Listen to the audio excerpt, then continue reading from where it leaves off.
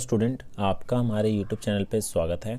आज के इस वीडियो में हम क्लास 9th की मैथ्स का जो सेकंड टर्म का सिलेबस है उसको डिस्कस करेंगे। तो आइए देखते हैं कि सेकंड टर्म का सिलेबस क्या क्या है और किस चैप्टर में से कितने मार्क्स का आएगा।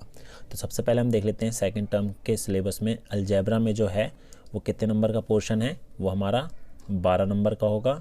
ठीक है, ज्योमेट्री जो है वो 15 नंबर की होगी और मेंसुरेशन जो है वो 9 नंबर का और स्टैटिक्स एंड प्रोबेबिलिटी जो है वो 4 नंबर की होगी।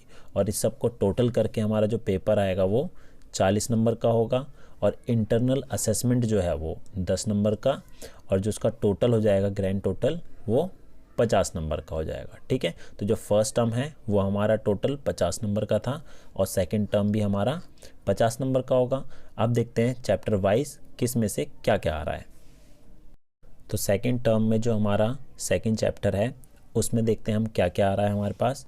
तो सेकंड चैप्टर जो है बहुपद, इसमें आ रहा है एक चर वाले बहुपद की परिभाषा हमें करनी है, उदाहरण और काउंटर उदाहरण, बहुपद के गुणांक, पद और शून्यांक, बहुपद की घात, अचर रेखिक द्विघातीय और त्रिघातीय बहुपद, एक पदी, द्विपदी, त्रिपदी और गुणनखंड तथा गुणज, बहुपदों के शून्यांक निकालना सीखना है और ax² + bx + c।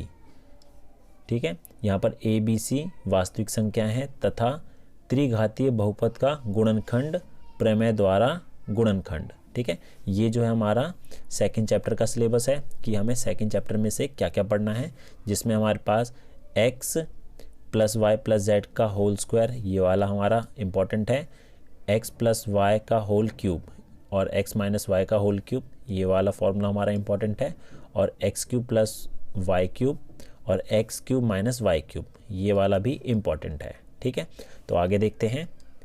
आगे हमारा है 8वां चैप्टर। अब देखते हैं 8वें चैप्टर में हमें क्या क्या करना है।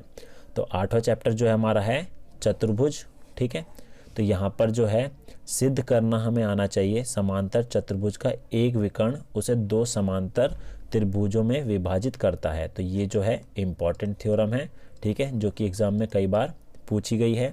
अगला है दूसरा, अभिप्रेरणा, एक समांतर चतुर्भुज में सम्मुख भुजाएं बराबर होती है और इनका विलोम।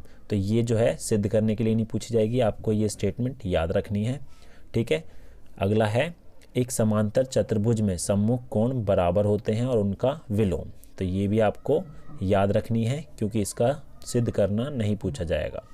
अगला है एक चतुर्भुज समांतर चतुर्भुज होता है यदि सम्मुख भुजाओं का एक युग्म बराबर हो और समांतर हो। ठीक है, तो ये भी आपको पता होना चाहिए।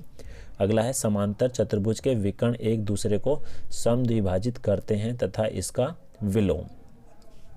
अगला है किसी त्रिभुज की किन्हीं दो भुजाओं के मध्य बिंदु को मिलाने वाली रेखाखंड तीसरी भुजा के समांतर होता है और आधा होता है तथा इसका विलोम। तो ये भी आपको पढ़ना है 8वें चैप्टर में। ठीक है, तो इसमें से जो पहला है ये मोस्ट इम्पॉर्टेंट है। ठीक है, जो कि एग्जाम में सिद्ध करने के लिए पूछी जाएगी। अगला देखते हैं 10वां चैप्टर। अब 10वां चैप्टर जो है वो हमारा है वृत्त। अब देखते हैं कि इसमें से हमें क्या क्या पढ़ना है।